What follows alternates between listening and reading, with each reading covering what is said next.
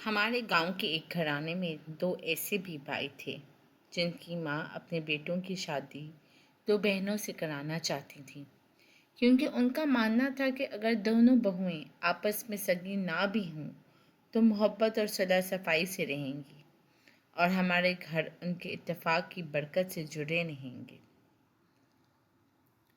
وہ بدلے میں اپنی لڑکی کا رشتہ بھی دینا چاہتی تھی۔ یہ دوسرے گاؤں کے لوگ تھے اور کھاتے پیتا گھرانہ تھا جسے میری ماں نے پسند کر لیا تھا۔ بڑے بھائی کبیر سے مشورہ کیا تو انہوں نے کہا کہ اگر وہ رشتہ کر لیں تو ہماری دونوں لڑکیوں کی شادیاں ہو جائیں گی اور بدلے میں اگر ان کی لڑکی مل جائے تو ہمارا بھی گھر آباد ہو جائے گا، بشرطیہ لوگ شریف ہوں تاکہ کل کو جنگ ہنسائی نہ ہو۔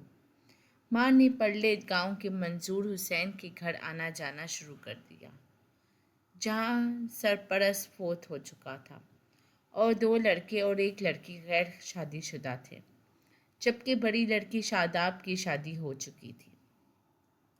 میں نے اپنی ہونے والی بھابھی غزرہ کو دیکھا، جو بڑی تیز ترار، بنی ٹھنی اور خوبصورت تھی، جس کی بات چیت اور میٹھی زبان دل جیت لیتی تھی۔ تعلیم اور واضح قدم میں وہ شہری لڑکیوں جیسی تھی۔ میں نے اس کی جھلک کبیر بھائی کو دکھائی، وہ بھی کہنے لگے کہ چھوٹی زیادہ خوبصورت ہے، بس یہی رشتہ کر دو۔ ماں نے وہاں کے چند شاہنشاہ گھرانوں سے پوچھا جنہوں نے رائے دی کہ یہاں رشتہ سوچ سمجھ کر کرنا کیونکہ لوگ اچھے نہیں۔ لیکن بھائی نے کہا کہ رشتوں کے معاملے میں بہت کم لوگ مخلص ہوتے ہیں اور رشتہ ہو جائے تو دونوں لڑکیوں کا مسئلہ حل ہو جائے گا۔ بالآخر رشتہ طے پا گیا اور غزرہ ہماری بہو بن کر ہمارے گھر آ گئی، جبکہ ہم دونوں بہنیں ان کے بھائیوں کی دلہنیں بن گئیں۔ چند دن خوشی کے گزرے اور سال بعد اللہ نے ہمیں بیٹا اور غزرہ کو بیٹی دی، مگر بہو اکثر اپنی بڑی بہن کے گھر جاتی رہتی تھی، جس پہ اماں کو اعتراض تھا کہ ہماری لڑکیاں تو مہینوں بعد میکے آتی ہیں مگر بہو ہفتے میں 2 بار اپنی بڑی بہن کے گھر جاتی ہے۔ بھائی کبیر کو معلوم ہوا کہ وہاں محکمہ میں خالی اسامیاں ہیں تو انہوں نے اپنے دوست سے بات کر کے تبادلے پر لے گاؤں کروا دیا۔ اب بھائی کبیر روز موٹر سائیکل پر شادوں کے گاؤں آتے جاتے اور بھابھی کا بہن کے گھر آنا جانا معمول بن گیا۔ غزہ پہلے 15 روز بعد جاتی تھی، اب ہفتے میں 2 بار جاتی تھی، جس سے اماں کو تکلیف ہوتی کہ ہماری لڑکیاں کم آتی ہیں اور بہو روز آتی جاتی ہیں اور گھر کے کام بھی اکیلے کرنے پڑتے ہیں۔ گاؤں کی دوری 13-14 میل تھی، جس کی وجہ سے غزرہ کو وہاں جانے میں آسانی ہوتی۔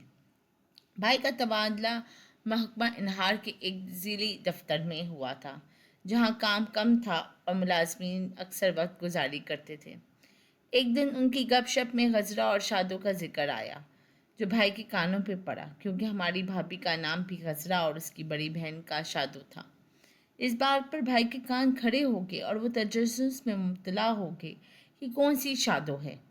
بھائی نے سوال کیا، ارے وہی جس کا گھر کمیٹی چوک کے پاس ہے، منظور مرحوم کی بیٹی۔ وہ خود تو بھلا مانس تھا، لیکن اس کے مرتے ہی لڑکیوں نے پرزے نکال لیے، گویا وہ بھابھی اور اس کی ہمشیرہ محترمہ کا ذکر کر رہے تھے۔ بھائی کے کان سنسنانے لگے اور بیوی کے یوں جلد اپنی ہمشیرہ کے گھر دوڑ کے جانے کا مطلب سمجھ میں آنے لگا۔ اس روز وہ وہاں سے اٹھ کر گھر آ گئے، لیکن دل میں ایک تیر سا پیوست تھا جس کو نکالے بغیر چین سے سانس لینا دشوار ہو رہا تھا۔ دوسرے روز بھائی نے قلعے میں اس آدمی سے کہا کہ شادوں کے بارے میں ذرا تفصیل سے بتاؤ، کیونکہ میں تو جانتا ہوں کہ وہ ایک شریف آدمی کی بیوی ہے۔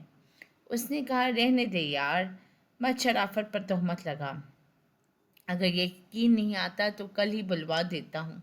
جانے ہی کیا سوچ کر بھائی نے رقم اس آدمی کے ہاتھ پہ رکھ دی کہ بس صرف ایک جھلک، بس صرف دیدار ہی تو کرنا ہے۔ وہ دن بہت بے چینی سے گزرا۔ کبیر نے دعا مانگی کہ خدا کرے وہ شادو ان کی بیوی کی بہن یعنی ان کی سالی نہ ہو۔ بھائی نہ تو اپنے گھر کی بربادی چاہتے تھے اور نہ ہم دونوں بہنوں کو اجاڑ کر گھر واپس لا بٹھانا چاہتے تھے۔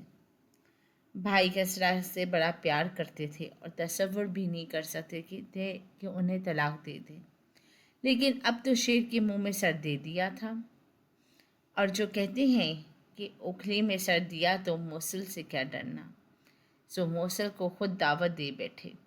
شام کو اسی شخص کے ڈیرے پر گئے اور رات ہونے کا انتظار کرنے لگے۔ دل دھڑک رہا تھا، حلق خشک ہو رہا تھا، یوں لگ رہا تھا کہ جیسے ابھی کچھ دیر میں سور پھونکا جائے گا۔ رات کے 10:30 بجے تھے کہ ایک شخص ایک برقع پوش عورت کو لے کر آ گیا۔ لالٹین کی روشنی میں کبیر بھائی نے اسے دیکھا۔ وہ شادو ہی تھی، ان کی سالی، جس کی عزت وہ بہنوں کی طرح کرتے تھے، ان کی پیاری بیوی کی بہن۔ اس کا گورا گورا چہرہ کالے برقعے میں چمک رہا تھا۔ جب اس کی نظر بھائی پہ پڑی تو چہرے کا رنگ اڑ گیا۔ اچھا تم ہو وہ شادو جس کے سارے گاؤں کے آوارہ مزاج مردوں کی زبان پر چچے ہیں؟ یہ کہہ کر وہ وہاں سے اٹھ کر باہر نکل گئے اور موٹر سائیکل پر بیٹھ کر گھر آ گئے۔ رات قیامت جیسی گزری اور اگلی صبح ماں کو سب کچھ واقعہ بتا دیا کہ غزرہ کو طلاق دے دی۔ ماں نے بہت منع کیا، روکتی رہیں کہ بیٹا وہ شادو تھی، عذرا تو نہ تھی، تم بس بیوی پر روک لگا دو کہ ادھر کا رخ نہ کرے اور ان سے واسطہ نہ رکھے، اپنا اور اپنی بہنوں کا گھر کیوں برباد کرتے ہو؟ مگر مرد ذات کی فطرت میں شک بسا رہتا ہے، اور جب معاملہ بیوی کا ہو تو اس کے گھر والوں کی نیک چلنے کی ضمانت بھی چاہیے ہوتی ہے۔ اگلے دن غزرہ میکے پہنچا دی گئی، جس کے جواب میں ہم دونوں معصوم و بے قصور بہنوں کو بھی شوہروں نے طلاق دے دی، کیونکہ ان کی بہن کو شک کی بنا پر ہمارے بھائی نے طلاق دے دی تھی۔ ہمارے دونوں بیٹے ان کے پاس اور بھابھی کی لڑکی دادی کے پاس تھی، بچے بھی اجڑے اور ہم بھی۔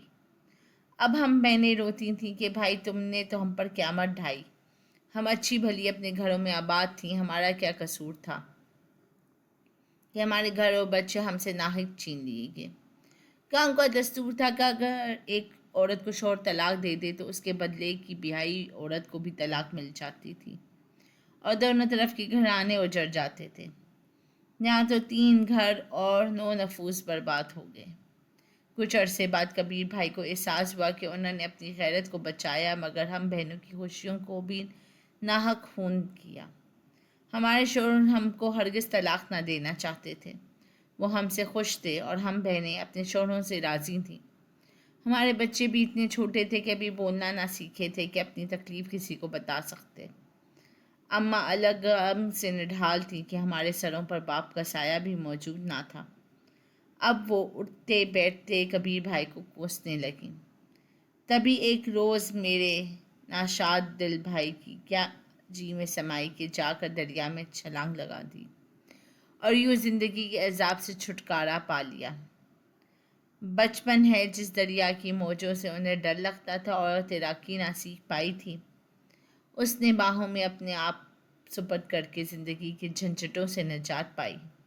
مگر ہم بہنیں اور بیوہ ماں جہاں کو غم کے ایسے سمندر میں دھکیل دیا جس سے نکلنا اب ہمارے بس کی بات نہ تھی۔